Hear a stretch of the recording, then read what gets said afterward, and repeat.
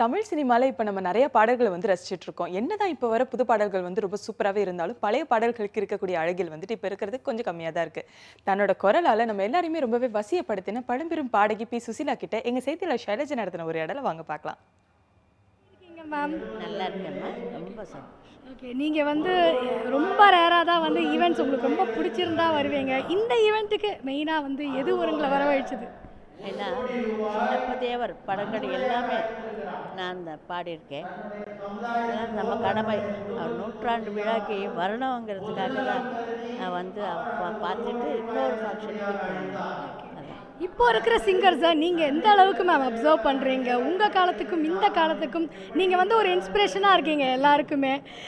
உங்களை பார்த்து நிறையா சாதிக்கிறாங்க இப்போது. அவங்க என்ன நீங்கள் சொல்ல விரும்புகிறீங்க, அதை பற்றி நீங்கள் சொல்லுங்கள். இப்போ இருக்கிற சிங்கர்ஸை பற்றி சொல்லுங்கள். எல்லாமே இப்போது சிங்கர்ஸ் எல்லாமே நல்லா பாடுறாங்க, ஃபஸ்ட்டாக பாடுறாங்க.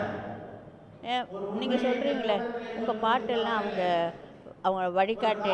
அதனால் அந்த பாட்டெல்லாம் கேட்டு அவங்க சின்ன சின்ன பசங்க எல்லாம் கூட நல்லா பாடுறாங்க.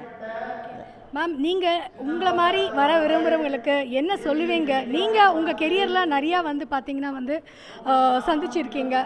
சில விஷயங்களை நீங்கள் ரொம்ப சாதுரியமாக கடந்து வந்திருப்பீங்க. ஸோ நீங்கள் என்ன அட்வைஸ் கொடுக்க விரும்புகிறீங்க உங்களை மாதிரி வர விரும்புகிறவங்களுக்கு? நானே எதிர்பார்க்கல இந்த மாதிரி வருவேன்னு. என்ன மேம் இப்படி சொல்கிறீங்க? அதனால் நான் என்ன சொல்கிறதுக்கு இதில் இருக்கேன். யாருக்கும் லக் இருந்தால் அவங்க முன்னுக்கு வருவாங்க. நாங்கள் இருந்தால் அந்த டைம் கோல்டன் டைம் இருக்கு. இப்போ வர்றவங்களுக்கு அவங்க டைம் என்னன்னு தெரியாது இல்லையா? ரொம்ப சந்தோஷம்.